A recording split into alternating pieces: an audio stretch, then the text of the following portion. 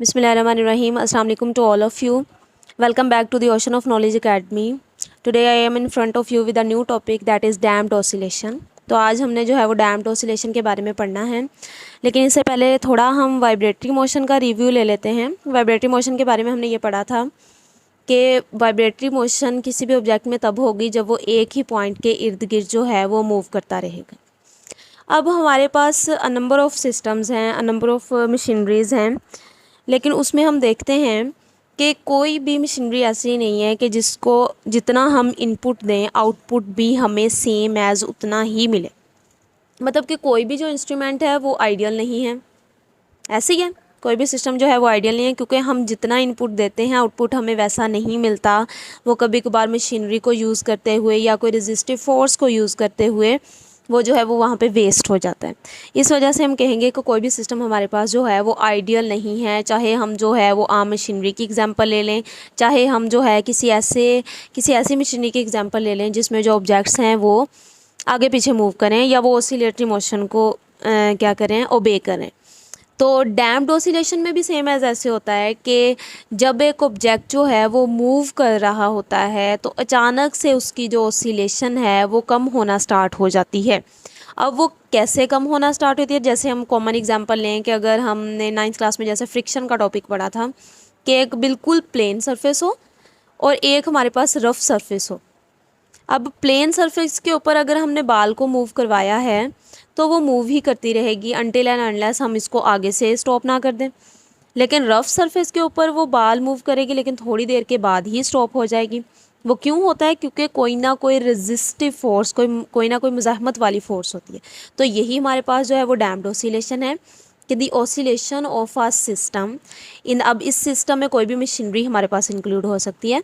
In the presence of some resistive force is called damped oscillation, के वो वाली oscillation जो कि किसी भी रेजिस्टिव फोर्स की प्रेजेंस में हो उसको हम डैम्प्ड ऑसिलेशन कहते हैं। अब डैम्प्ड ऑसिलेशन जो है वो हमारे पास क्या होगी कि जैसे देखें कि एक बॉडी जो है, एक कोई भी गाड़ी है वो स्टार्ट हुई है, ठीक है, हमने उसके ऊपर फोर्स लगाना फॉर एग्जांपल स्टार्ट करिए। स्टार्ट में उसकी जो वेव फॉर्म है वो ऐसी होगी, लेकिन जैसे जैसे टाइम गुजरता जाएगा वो बिल्कुल ज़ीरो पे आ जाएगी।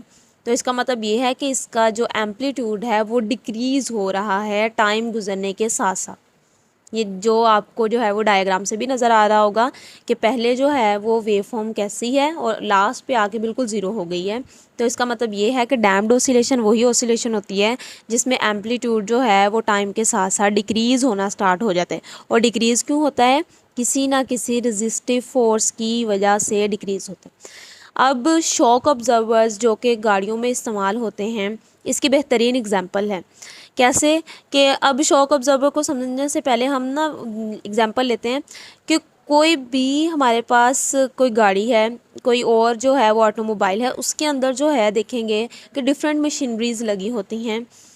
तो वो भी वक्त के साथ साथ जो हैं उनके अंदर से आवाज़ें आना स्टार्ट हो जाती हैं। क्यों? क्योंकि रेजिस्टिव फोर्स या फिर जितना हम उनको इनपुट दे रहे हैं सेम एज़ वैसा आउटपुट हमें वो नहीं दे रही होती, इस वजह से भी होता है। अब शॉक ऑब्जर्वर क्योंकि बेस्ट एग्जांपल है इसकी, तो इसको देखते हैं। ये बेसिकली हमें जितने भी जब हम गाड़ी को मूव करवा रहे होते हैं, बम्प्स जितने भी लगते हैं या जंप्स जितने भी हमें लगते हैं उनको ऑब्ज़र्व करने के लिए। शॉक का मतलब होगा हमारे पास जंप्स जितने भी हमें लगेंगे, और ऑब्ज़र्व का मतलब क्या होगा? जज़ब कर लेते हैं उसको, ठीक है। अब ये शॉक ऑब्जर्वर्स बेसिकली होते क्या? अब ये वाला जो इसका पार्ट है ये अटैच होता है कार के साथ। लास्ट वाला जो पार्ट है वो अटैच होता है कार के एक्सल के साथ, मतलब कि कार के पहिए वगैरह के साथ अटैच होता है। इसके अंदर एक लिक्विड होता है और एक पिस्टन होता है।